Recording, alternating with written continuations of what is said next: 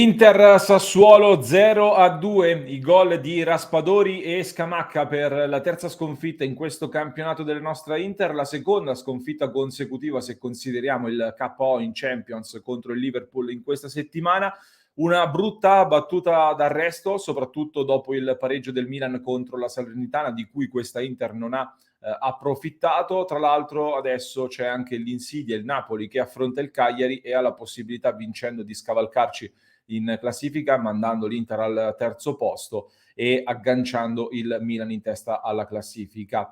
In attesa sempre ovviamente del recupero di Bologna-Inter, di cui però in questo momento non ci interessa e non ne parliamo.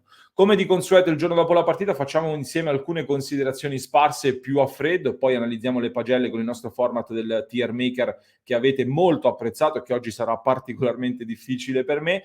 In ogni caso iscrivetevi subito al nostro canale, così non vi perdete neanche la diretta di oggi alle 19:30. Come ogni giorno analizzeremo in maniera più profonda la partita e tutti i temi di giornata e soprattutto leggiamo i vostri commenti, quindi vi aspettiamo in diretta alle 19:30. Parliamo di Inter Sassuolo. Che partita è stata? Una partita orribile, io l'ho definita così subito dopo il fischio finale dell'incontro, una partita in cui ci si sono concentrate tutte le cose più brutte e tutti gli errori che si potessero commettere da parte dell'Inter, anche per i meriti del Sassuolo, ovviamente, che hanno preparato alla grande la partita, hanno approfittato delle nostre assenze, delle nostre lacune, impostandola al meglio. Vanno fatti grossi complimenti perché hanno fatto veramente un'ottima prestazione, hanno messo in mostra tra l'altro tanti giocatori di grande talento e di qualità, soprattutto sottolineo la parola qualità. Se la sono giocata con coraggio e hanno fatto tra l'altro anche qualcosa di storico, battendo Inter, Milan e Juventus a casa loro all'interno di questo campionato. Quindi solo applausi per il Sassuolo, che non stava attraversando un grandissimo momento dal punto di vista dei risultati,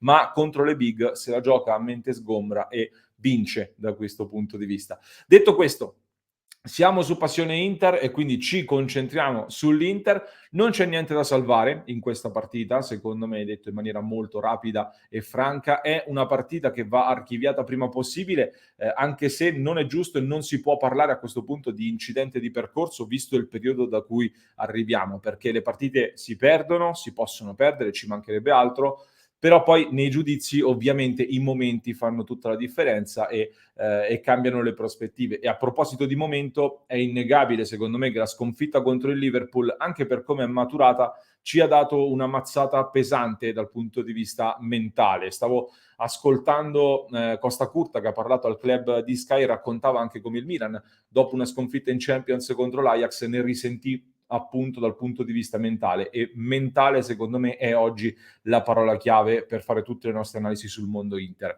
anche perché appunto è la prima volta che l'Inter perde quest'anno 2 partite di fila. Tra l'altro Sassuolo, peggior avversario che si potesse trovare dopo il Liverpool sul nostro cammino.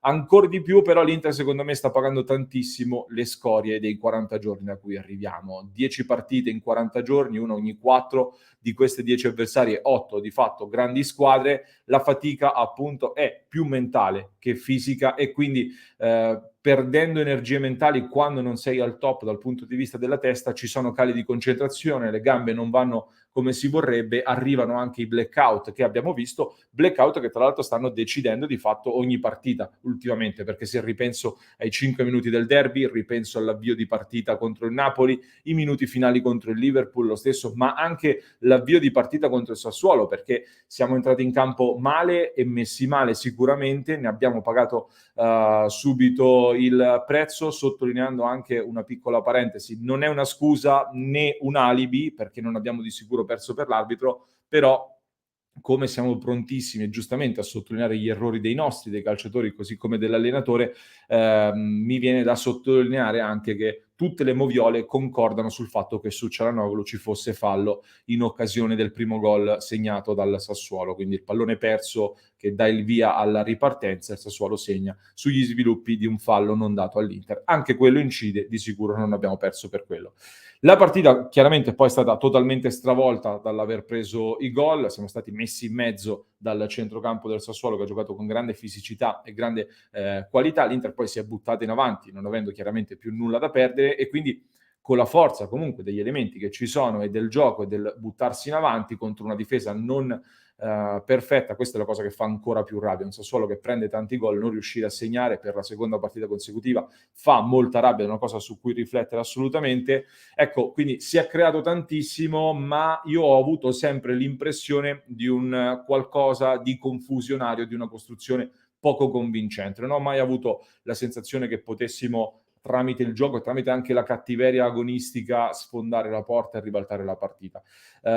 E aggiungo, persa per persa, ad un certo punto non capisco nemmeno perché non buttare nella mischia anche Caicedo. Questo è un po' un mistero. Comunque, in generale, non una grande serata anche per mister Inzaghi, secondo me, per quelli che sono stati i risultati. Chiaramente non penso l'abbia preparata benissimo e mia personalissima opinione, con tutta l'umiltà del caso, ma credo abbia anche tardato un po' troppo nel cambiare le cose ed applicare dei correttivi, purtroppo. Giocare come se avessi Brozovic, ma senza Brozovic, si è rivelato purtroppo un suicidio, soprattutto se per farlo devi cambiare 2/3 del centrocampo titolare a cui siamo abituati, perché solo Çalhanoğlu di fatto era nel suo ruolo naturale, e seconda cosa, dopo Brozovic ti manca anche Bastoni, che è il tuo secondo costruttore di gioco. Quindi, uno, Brozovic è un'assenza che pesa troppo in questo momento, lo sapevamo già, ne abbiamo avuto un'ulteriore dimostrazione, e quindi mi arrabbio ancora di più con lo stesso Brozovic, che si è fatto ammonire per proteste, saltando poi questa partita contro il Sassuolo, errore grave che pesa e va detto. Seconda cosa, anche le assenze in generale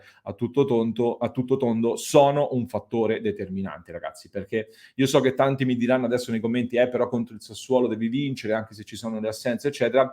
È vero, ma sono d'accordo solo in parte, nel senso che io ho sempre fatto un discorso. Per quello che abbiamo fatto vedere, secondo me l'Inter rimane, io sono ancora convinto che l'Inter rimanga la più forte tra le rivali per lo scudetto in questo momento, è quella che secondo me alla fine riuscirà a venir fuori e me lo auguro, ovviamente. Ma non siamo così più forti da poter pensare di ammazzare il campionato a febbraio e soprattutto di poterlo fare non al completo, non potendo contare su tutti i migliori nelle migliori condizioni.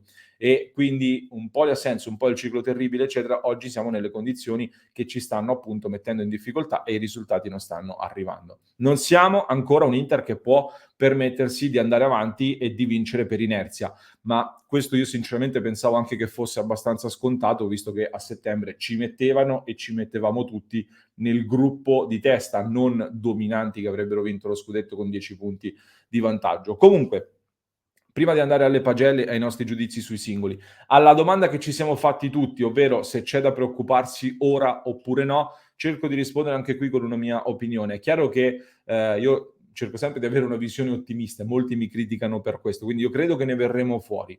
Stanno emergendo sicuramente dei problemi strutturali, alcuni li conoscevamo, altri stanno emergendo adesso. La sconfitta col Sassuolo apre il dibattito, fa aprire questa crisi di risultati che molti non vedevano l'ora di commentare, ci sta però, ed è ovvio. Io rimango convinto, come dicevo, della questione mentale come vero problema in questo momento, più delle lacune in rosa e più della questione fisica. E mi spiego, non vedevo da 3 anni, credo, così tante cose brutte in una partita dell'Inter. Abbiamo commentato e diciamo, sembrava di essere tornati ai tempi dell'Inter di Spalletti in alcune cose. Per questo motivo, siccome abbiamo visto probabilmente quella che era stata l'Inter di Spalletti in questa gara nell'ultimissimo periodo, molti tifosi secondo me stanno giudicando e prevedendo il futuro, facendo delle analisi sul futuro sulla base di quello che è stato e di quello che è successo con l'Inter di Spalletti fino all'Inter di Spalletti. Io però, qual è la speranza che voglio mettervi dentro e quello che sto pensando in queste ore? Voglio credere e soprattutto sperare, ma credo che l'Inter, dopo il lavoro di Antonio Conte e dopo lo scudetto vinto, abbia portato tanti giocatori e l'ambiente ad un livello superiore dal punto di vista mentale, quindi credo che sapremo ripartire. Recupereremo Bastoni e Brozovic, torneranno disponibili finalmente, speriamo a brevissimo, Correa e Gosens. Anche qui ovviamente non si dovesse poi venir fuori da questo periodo di difficoltà, sarà chiaro e sarà giusto andare ad aprire dei commenti sull'ultimo mercato di gennaio, è ovvio, ma non è questo il momento secondo me. Il calendario, dopo averci messo in seria difficoltà, ora ci tende un po' una mano, visto che ci sono Genoa e Salernitana, anche se occhio che entrambe non sono quelle del girone d'andata, sono in crescita, hanno cambiato diverse cose oltre agli allenatori, però è abbastanza chiaro che ora l'Inter o riparte oppure i fantasmi ovviamente diventano sempre più reali. Cerchiamo di resettare tutto subito. In questo Inter Sassuolo, come dicevo, non c'è niente da salvare, azzeriamo tutto e ripartiamo da zero. Parlando velocemente dei singoli, andiamo a vedere i giudizi con il nostro tier maker di Passione Inter. Molto difficile oggi. Andanovic metto purtroppo nei flop assolutamente. Mi dispiace ragazzi, ma cominciano a diventare veramente preoccupanti secondo me i dati sul tiri subiti, gol subiti. Se dall'altra parte abbiamo sottolineato la prestazione di Consigli, Consigli non ha fatto una prestazione miracolosa, diciamocela tutta, ha fatto una buona partita, cosa che ci si aspetta da un portiere normale, e il fatto che noi consideriamo miracolosa una partita, una prestazione normale, mi fa porre un ulteriore interrogativo. Con questo non è un voler attaccare Andanovic, sto commentando la prestazione, anche oggi purtroppo una prestazione che secondo me ha inciso in negativo. Skriniar è uno dei pochissimi che salvo con una sufficienza, è vero che Traoré ha fatto una buonissima partita lì davanti a lui, ma è l'unico che mi ha dato l'impressione di lottare fino all'ultimo e di fare qualcosina in più rispetto agli altri, quindi lo metto sulla sufficienza. De Vrij sono un po' indeciso, nel senso che non è stata la sua peggior partita, secondo me, ha fatto di peggio, aveva trovato anche un gol che secondo me sarebbe stato importante anche per ridargli fiducia e motivazioni. Lo metto tra i rimandati, ma secondo me come prestazione era leggermente superiore rispetto a quella di altri che andremo a commentare adesso, come purtroppo Di Marco, rimandato in quel ruolo lì contro avversari come il Sassuolo. Non è il suo ruolo, secondo me, si poteva pensare ad un'altra soluzione differente. È vero che contro il Napoli aveva fatto un'altra grande partita, però non una buona prestazione quella di Marco nei tre dietro, anche se secondo me non è stato il peggiore in campo, come vedo dire da altri. Premio anche la sua volontà, la sua voglia messa in campo. Ovvio che pesano poi anche alcuni errori dal punto di vista tecnico che sono subentrati quando era ormai stanco a fine gara. Darmian, prestazione, ecco, Darmian, la scelta di Darmian rispetto a Dumfries a inizio gara l'avevamo messa come ci stava, ci poteva stare, considerando che ci potevamo aspettare un giocatore più attento in fase difensiva e di contenimento. Purtroppo però rimandato anche lui, e forse Dumfries avrebbe fatto qualcosina in più dall'inizio della gara. Gagliardini assolutamente flop, mi dispiace, non era la sua partita all'inizio, tantomeno lo è stata dopo il gol subito, caratteristiche che non c'entravano nulla in questa gara, e è stato di fatto la chiave del dominio del Sassuolo a centrocampo, e mi dispiace.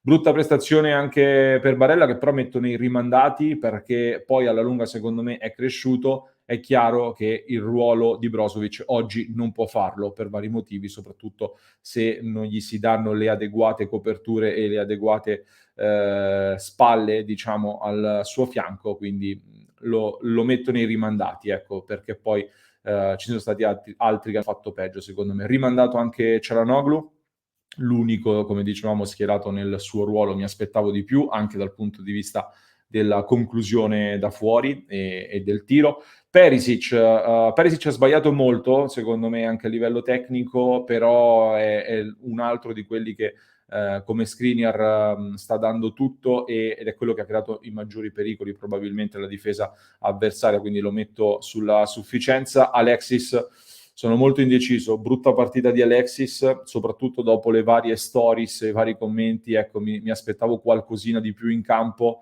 Tenderei a metterlo anche nei flop, perché mi aspettavo veramente molto di più, e anche quando poi ci siamo sbilanciati in avanti non ha creato quello che mi aspetto invece da un giocatore di questo calibro contro una difesa come quella del Sassuolo. Assolutamente flop anche Lautaro Martinez, qui su Passione Inter lo abbiamo sempre difeso, come è giusto che sia.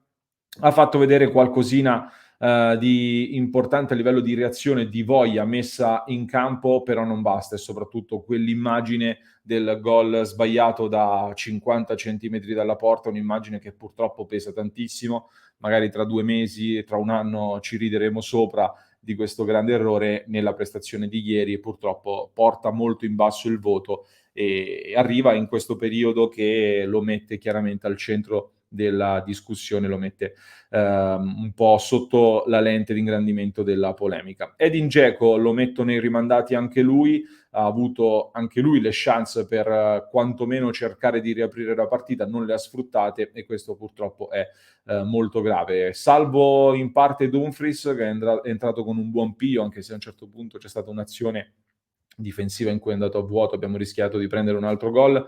Non mi è dispiaciuto nemmeno l'ingresso in campo di Arturo Vidal, quando la partita comunque era già ampiamente compromessa, non che abbia fatto chissà che, lo metto quasi senza voto, dai, non gli do un voto, non gli do un voto, così come non lo do ad Ambrosio che anche lui non è entrato benissimo, si è preso anche un giallo per proteste, ma la partita era già abbastanza andata dal punto di vista mentale. Questi sono i nostri giudizi, questa è stata la mia analisi del giorno dopo, fatemi sapere che cosa ne pensate anche voi, quali sono le vostre opinioni, chi sono stati i vostri migliori, chi salvate, anzi, di questa partita, fatemelo sapere nei commenti. Vi ricordo, ci vediamo in diretta alle 19:30. Se mi avete seguito fino a questo punto, fatemelo sapere con l'emoji del pollice alzato. Oggi torniamo sulla classica emoji. Se volete, potete sostenerci tramite gli abbonamenti che trovate qui sotto. Vi ringrazio perché siete sempre di più a sostenerci tramite gli abbonamenti. E ci rivediamo poi in diretta e vi auguro una buona giornata. Cerchiamo di riprenderci, di metabolizzare questa sconfitta e di ripartire quanto prima.